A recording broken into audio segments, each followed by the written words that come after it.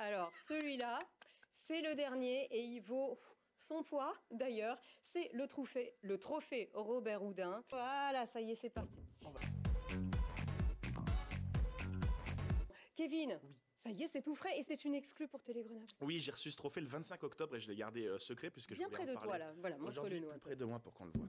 Et ben, on va le mettre ici. Donc, c'est effectivement le prix du spectacle de l'année qui est remis par la Fédération française de magie. Il y a des nominés, il y a des gagnants. Et il se trouve que mon spectacle a remporté le prix du spectacle de l'année. Et vu qu'on vient parler de mon spectacle du mois de janvier à Grenoble, je me disais que c'était l'occasion d'en parler à tout le monde. Tout à fait.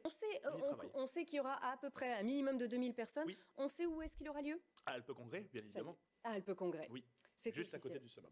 Exactement, donc une belle scénographie en plus qui est possible là-bas. Il y a 2000 places en vente.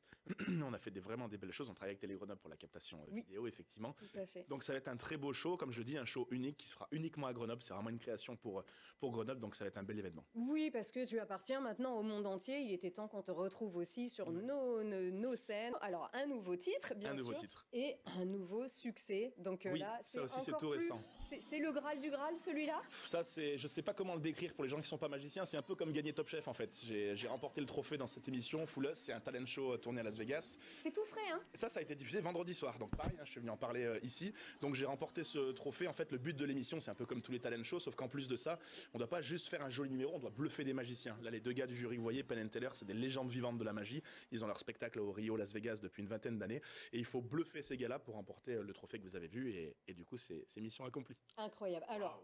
Bravo. Chapeau bas. Hein. Alors, on va pas spoiler le spectacle, bien sûr, de Kevin Micou, mais quand même un petit peu. De toute façon, on le voit régulièrement sur toutes les télés, bien sûr, américaines. Talent. La France a un incroyable talent, seulement demi-finaliste et qu'on n'a pas dû voter. Oui, demi-finaliste, et ça, c'est qu'on n'a pas dû voter assez fort parce que franchement, il fallait vraiment le faire. Et ce grand moment d'avoir scotché vraiment toute cette équipe qui, habituellement. Ça, c'est assez incroyable. America's Got Talent, c'était vraiment un moment particulier. D'abord parce que c'était mon premier talent show. C'est la première fois que j'ai fait un talent show. C'était America's Got Talent, qui est la plus grosse scène du monde, la plus grosse, comme ils disent, biggest stage of the world. Et donc, c'est assez incroyable. Alors, j'y suis allé sans pression parce que je dis c'est déjà une opportunité incroyable d'être là. Donc, c'est pour ça. Regardez comme je suis détendu, je fais mon numéro tranquillement. Et il se trouve qu'effectivement, j'ai eu les louanges de Simon Cowell, qui est le grand producteur au niveau mondial de la franchise Got Talent. 4 oui, bien sûr, d'une innovation, tout le monde debout, avec donc cette fantaisie, toujours aussi, et qui permet d'allier la technologie à l'imagination, à justement la surprise. C'est-à-dire que la technologie est ton allié pour créer des nouvelles illusions. Exactement, je suis parti du principe, tout a commencé là, ce numéro était primé au Mandrake d'Or, donc le Mandrake d'Or, c'est les Oscars de la magie, donc j'ai été primé, voilà, comme on le voit là, super, il y a les sous-titres. À Vegas, non? Ça, c'était en France. Ça, c'était en France, les Mandrakes, donc l'Oscar des plus grands magiciens du monde. Et à la suite de ça, c'est America's Got Talent qui m'a appelé et tout a été fait depuis à partir de ce numéro. Moi, je me suis dit, ma spécialité, c'est le mentalisme, donc c'était lire les pensées, comme vous le faisiez tout à l'heure dans le sketch. C'est très bien fait, bravo. Mais moi, je me suis dit, le mentalisme, ce qui est dommage, c'est qu'il n'y a rien de visuel. La plupart du temps, on écrit sur une ardoise, on monte des choses. Puis c'est un peu pompeux, c'est un peu lent, il y a des cartes, des machins, le public. Et moi, j'étais à la recherche d'une idée en disant, mon rêve, ça serait que je puisse extraire les pensées de la tête du spectateur et que tout le monde puisse lire les pensées, en fait. Pourquoi ça serait que moi, mentaliste, qui vois les pensées? Ça serait super de partager ça. Je suis parti à la recherche d'une solution. Je voulais avoir le cerveau qui gravitait au-dessus de ma main et ça a pris 3-4 ans de recherche et quelques euros d'investissement pour voir ce que vous avez vu là. Et aujourd'hui, c'est un numéro unique au monde que j'ai fait voyager dans quasiment les pays du monde entier, dans les talent shows, dans les concours. Et donc, je reviens avec mon Il n'y a pas que ça, c'est-à-dire il n'y a pas que la technologie, c'est que ça se travaille, c'est qu'il y a aussi cette surprise de se dire mais comment il fait? Et c'est comment il est allé chercher le truc avec le. Et ce qui est le plus dur quand on fait, en toute modestie, beaucoup de télé, beaucoup de talent show, c'est que vous n'avez pas intérêt à revenir avec le même numéro. J'ai fait des émissions qui sont beaucoup vues. Si vous arrivez à un Got Talent avec le même numéro que l'émission d'avant, forcément vous avez été vu. Donc le plus dur, c'est de recréer. Et c'est ce que on me pose souvent la question de pourquoi je fais autant d'émissions de télé. Bon, la première, c'est parce qu'on me le demande. Et la deuxième, c'est que comme coup de pied au cul à la créativité, il n'y a pas mieux. Moi, quand je crée pour moi-même, je repousse en disant bon, ça c'est pas fini, je le ferai demain, le mois prochain. Alors quand vous avez une télé américaine ou n'importe où en Espagne, en Italie, toutes les télés que j'ai fait et que vous savez qu'à telle date ça doit être prêt parce que ça sera visionné par des millions de personnes dans le monde, ça vous met un coup de pied au cul qui est inimitable. Et c'est pour ça que j'ai créé autant de choses.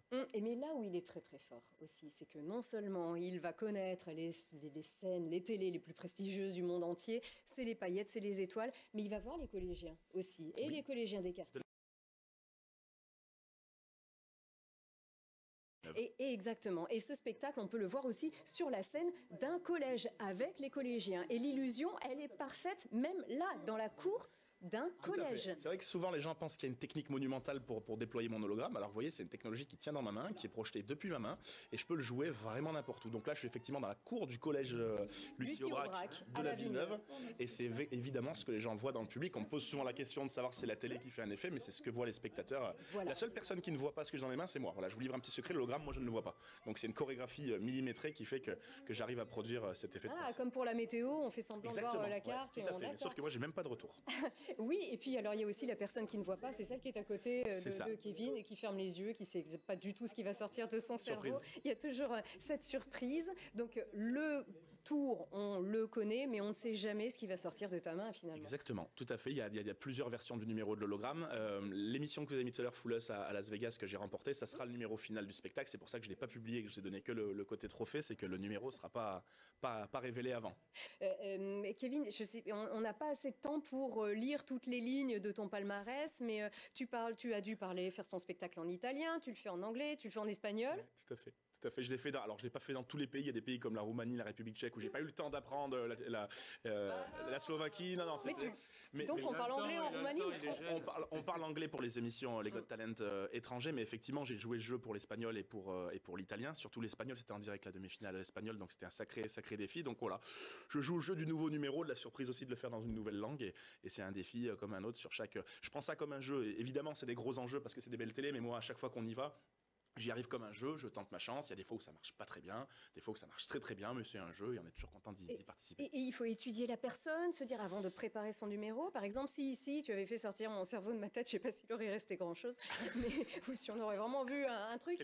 Mais voilà, il faut quand même essayer d'étudier. Malheureusement non, parce que là vous le voyez. Alors je sais qu'on me pose souvent la question si vraiment ça ressemble à ce que vous voyez à la télé, mais les Got Talent, les talent shows, les incroyables talents comme on dit en français, c'est vraiment ce que vous voyez. C'est-à-dire que j'arrive une heure avant, je monte sur scène, je n'ai pas vu le jury avant ni le présentateur, et j'ai 3 minutes pour faire mon numéro, j'ai qu'une chance. Si jamais je me rate, ça sera quand même diffusé parce qu'ils surfent aussi sur les ratés. C'est ce qui fait le charme de ces émissions. Il y en a eu. Il y en a eu et c'est arrivé en direct, donc pas de chance. Il y a eu des ratés, il y a toujours des ratés invisibles, c'est-à-dire qu'il y a des choses dont moi je suis pas satisfait, mais finalement ça se voit pas à l'écran, parce qu'il y a que moi qui connais la finalité, c'est le charme d'un tour de magie ou de mentalisme, c'est qu'il y a que moi qui sais où je vais. Donc voilà, non, j'arrive vraiment sur scène comme ça et j'improvise ces numéros avec un jury inconnu. Alors nous on la connaît toujours, la fin ça fait... Voilà, il y a ça toujours à chaque fois. Voilà, des bouches grands ouverts. C'est dur à sous-titrer, mais c'est à peu près ça. Ouais, mais c'est exactement